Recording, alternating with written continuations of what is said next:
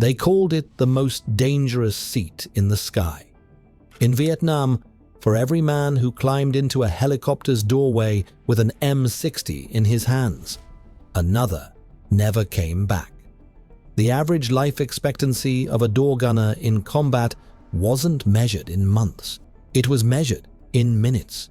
And yet, every single day, they kept flying. It was the 1960s, the age of the helicopter war.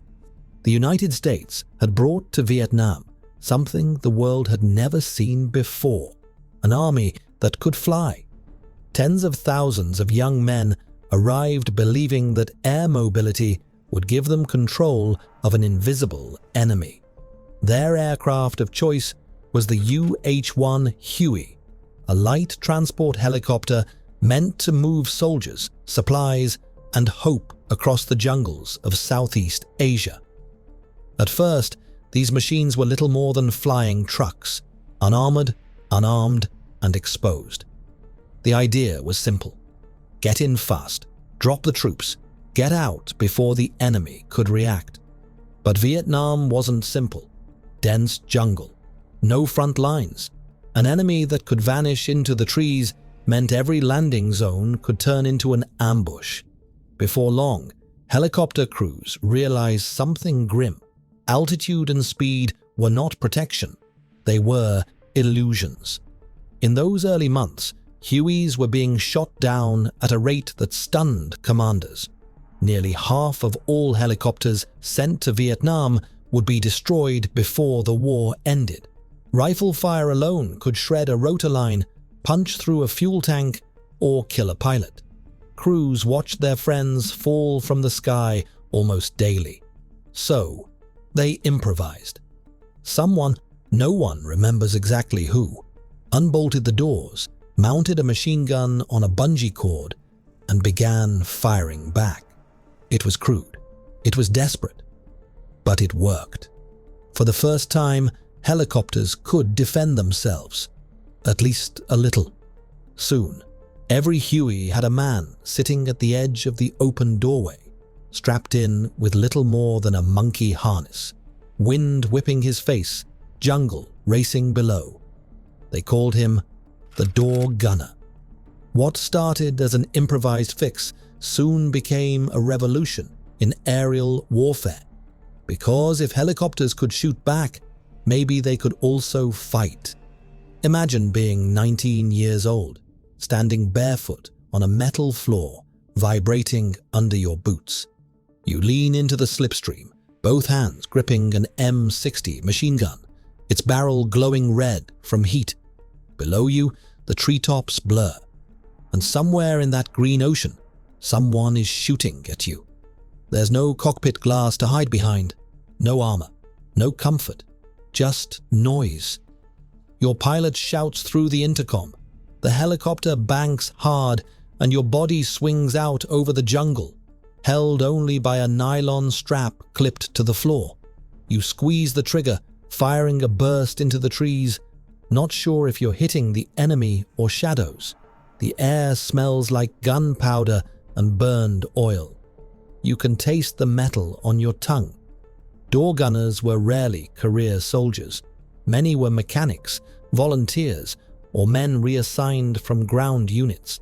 They learned on the job how to lead targets from a moving aircraft, how to read the flicker of tracers in the air, how to ignore fear long enough to survive another mission.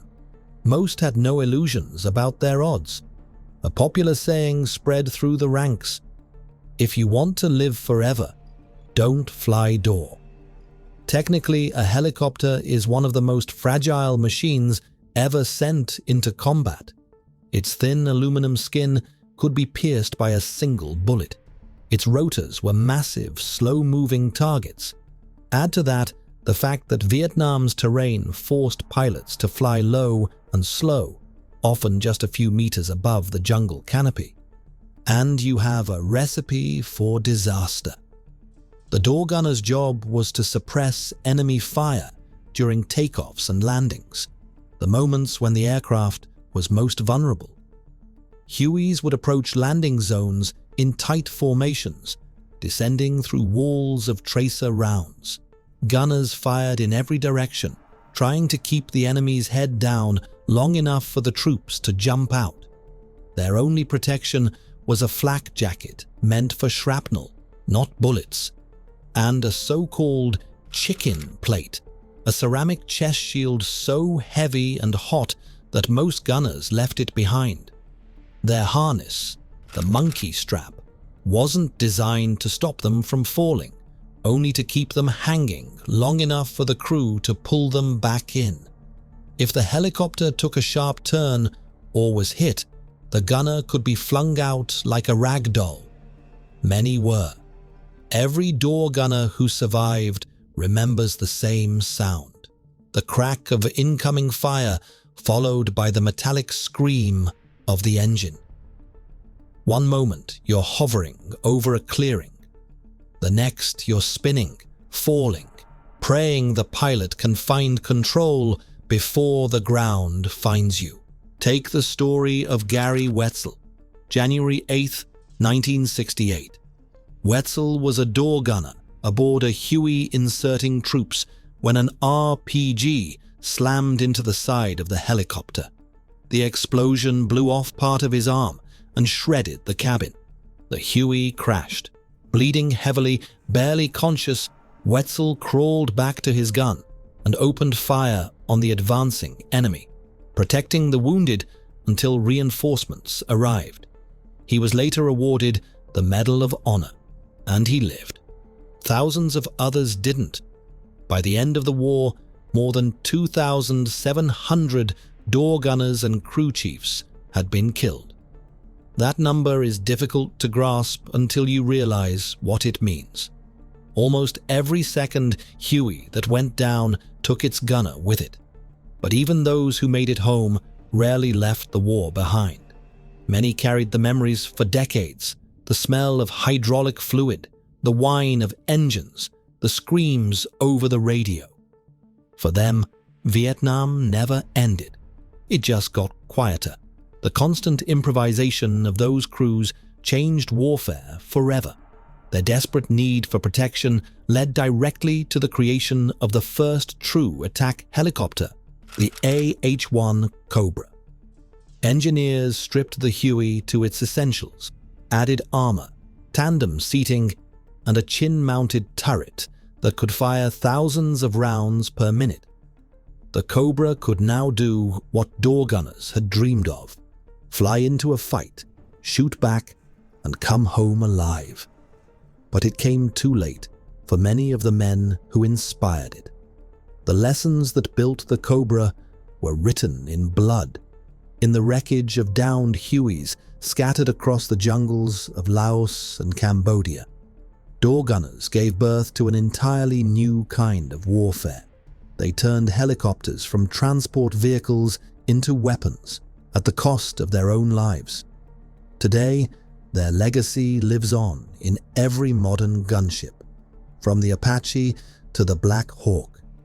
Each carries the DNA of those open-door warriors who once faced the jungle with nothing but courage and a machine gun.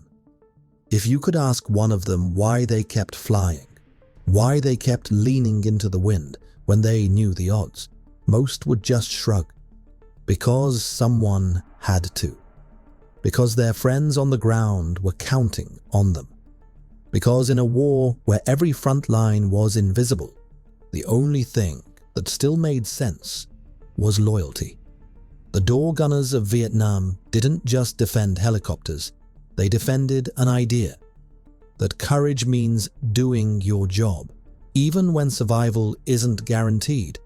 And that's the dark and sad story of the men who stood in the doorway between life and death, and kept firing. At Wartime Legends, we tell history the way it was lived, raw, human, and real. Subscribe and join the crew.